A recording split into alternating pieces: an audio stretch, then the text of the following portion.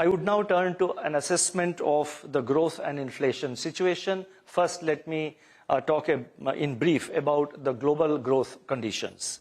The global economy has remained resilient since the last meeting of the MPC in August.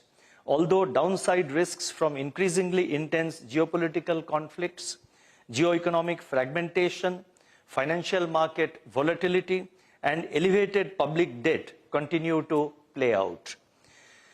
Manufacturing is showing signs of slowdown while services activity is holding up.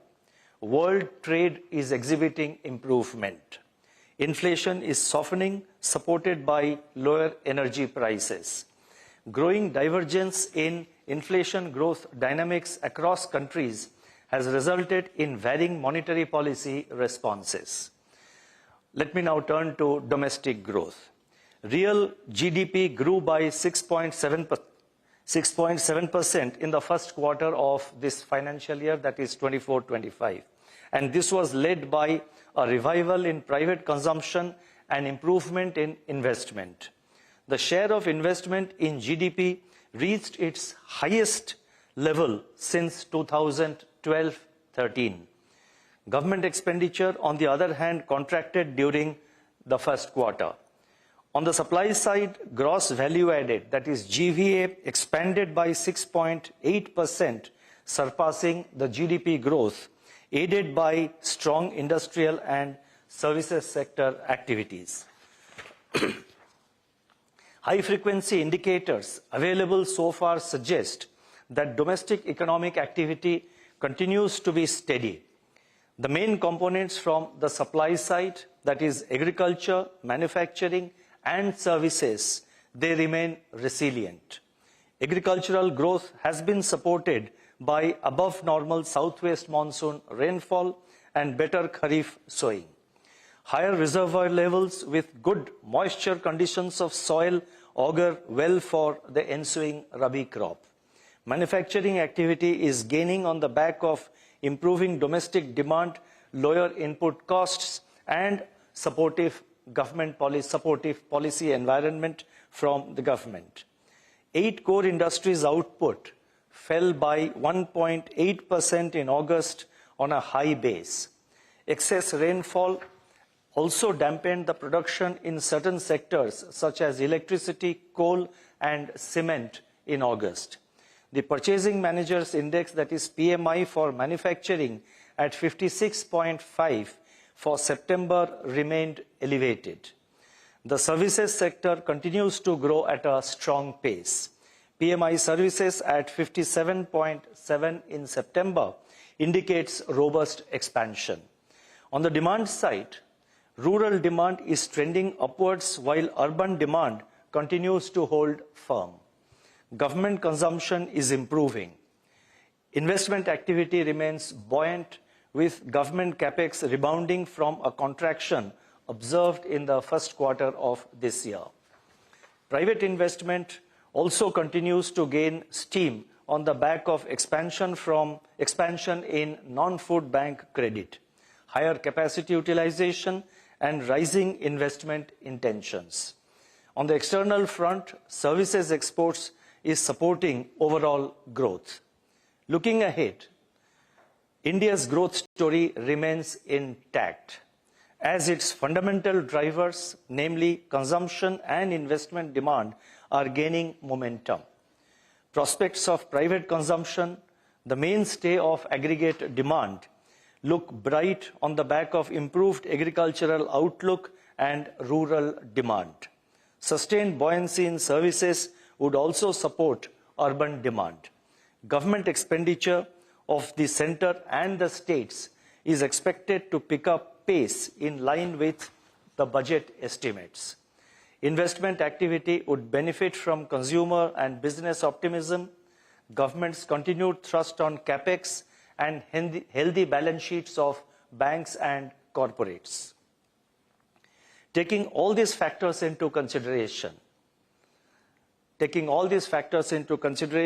real GDP growth for 24-25 is projected at 7.2%, with Q2 at 7%, Q3 at 7.4%, and Q4 7.4%.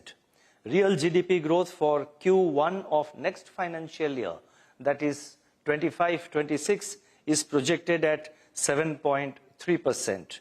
The risks are evenly balanced. I would now like to turn to inflation.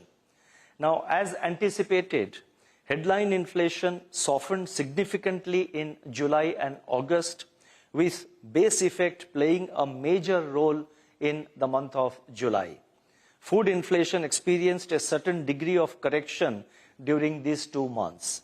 Considerable divergence, however, was observed within the food subgroups. Now, whatever I am saying, I have given a lot of data in the footnote of my statement, which as usual will be uploaded in the RBI website immediately after my statement is, immediately after I complete my statement. For example, I just now said that considerable divergence, however, was observed within the food subgroups. So this is backed up by the data which I have given in the footnotes. And in fact, all the statements that I am making are backed up by supportive data there in the footnotes. So those of you who are interested may like to have a look at them after it is uploaded.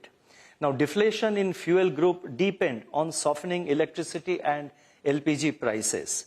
Core inflation, on the other hand, edged up in July and August. The CPI print for the month of September is expected to see a big jump due to unfavorable base effects and pick up in food price momentum.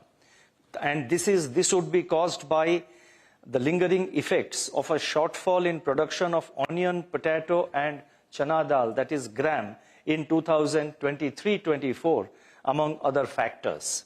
The headline inflation trajectory, however, is projected to sequentially moderate in Q4 of the current financial year due to good kharif harvest, ample buffer stocks of cereals, and a likely good crop in the ensuing Rabi season. Unexpected weather events and worsening geopolitical conflicts continue as major upside risks to inflation. International crude prices have become volatile in the month of October, that is in the current month. The recent uptick in food and metal prices, and this is very important, the recent uptick in food and metal prices as seen in the FAO, that is Food and Agricultural Organization, and the World Bank price indices for September, if sustained, can add to the upside risks to CPI inflation. Taking into account all these factors, CPI inflation for 2024-25, that is for the current year, is projected at 4.5%, with Q2 at 4.1%, Q3 at 4.8%, and Q4 at 4.2%. CPI inflation for the first quarter, that is Q1 of next financial year, that is 2025-26, is projected at 4.3%. The risks are evenly balanced.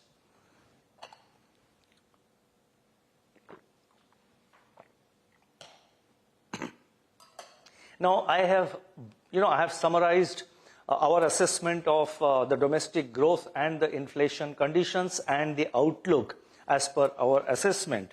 Now, what do this raises the question, what do these inflation and growth conditions mean for monetary policy?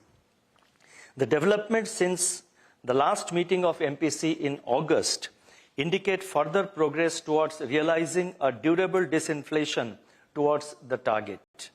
Despite the near-term upsides to inflation from food prices, the evolving domestic price situation signals moderation in headline inflation thereafter. The agricultural crop outlook is turning out to be favorable, with improving prospects of Kharif and Rabi output. These factors could lead to an easing of food inflation pressures, but this optimism is subject to weather-related shocks, if any. Core inflation is likely to remain broadly contained on continuing transmission of past monetary policy actions, unless, of course, there are surprises in global commodity prices. The prevailing and expected inflation growth balance. Please mark my words, the prevailing and the expected inflation growth balance have created congenial conditions for a change in monetary policy stance to neutral. Even as there is greater confidence in navigating the last mile of disinflation, significant risks, I repeat, significant risks to inflation from adverse weather events, accentuating geopolitical conflicts, and the very recent increase in certain commodity prices continue to stare at us. The adverse impact of these risks cannot be undermined, cannot be underestimated. It's with a lot of effort that the inflation horse has been brought to the stable, that is closer to the target within the tolerance band compared to its highest or heightened levels 2 years ago. We have to be very careful about opening the gate, as the horse may simply bolt again. We must keep the horse in tight leash so that we do not lose control. Going forward, we need to closely monitor the evolving conditions for further confirmation of the disinflationary impulses.